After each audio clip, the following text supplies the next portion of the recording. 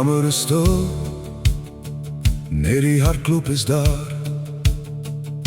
Ek kniel op die vloer, die trane is swaar.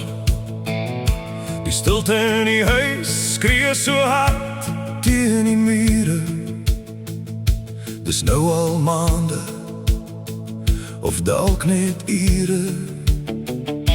Ek kyk na die lig, na die plek waar hul rus, waar my ma en pa nou veilig is, deur die vader gekus.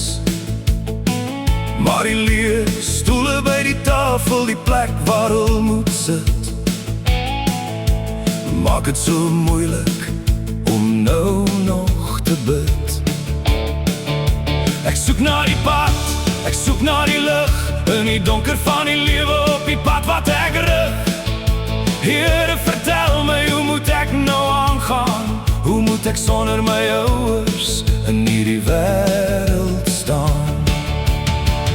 As ek met my ma en pa kom praat, vir nog een laaste keer, net een oomblik meer, o liewe Heer, gun my dit asseblief, net om al vas te hou, net om op my manier tot ziens te sê. Voor ek verder bou, laat ek nog eenmaal sê hoe lief ek my ouers het, voordat ek opstaan uit hierdie gebed. Hulle sit nou by jou voete, in die glans van die lig. Geen pyn meer, geen trane, geen skadu op hul gesig. Ek weet hulle is vry, ek weet my ma en pa is thuis, maar my hart is so stikkend, so ver van die kruis. Help my om vrede te vind in die gemis, om te onthou wat die liefde van my ouers regtig is. As ek met my ma en pa kom praat, vir nog een laaste keer, net een oomblik meer, o liewe Heer, gun my dit asseblief, net om hul vas te hou, net om op my manier tot ziens te sê. Voor ek verder bou, laat ek nog eenmaal sê hoe lief ek my ouers het, voordat ek opstaan uit hierdie gebed. Ek weet u hoor my, u tel elke traan.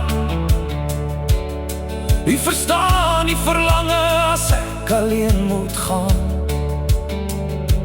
Gee my die krag om te loop waar u lei, met die herinnering aan my ouers altyd by my.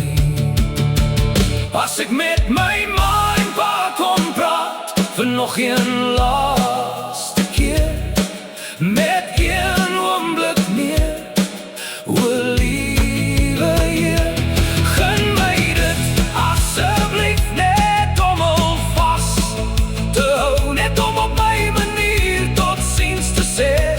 Voor ek verder bou, laat ek nog eenmaal sê hoe lief ek my ouers het, voordat ek opstaan uit hierdie gebed. Net nog een keer, net om tot ziens te sê aan my ma en pa. Dankie Here, dat hul by u is.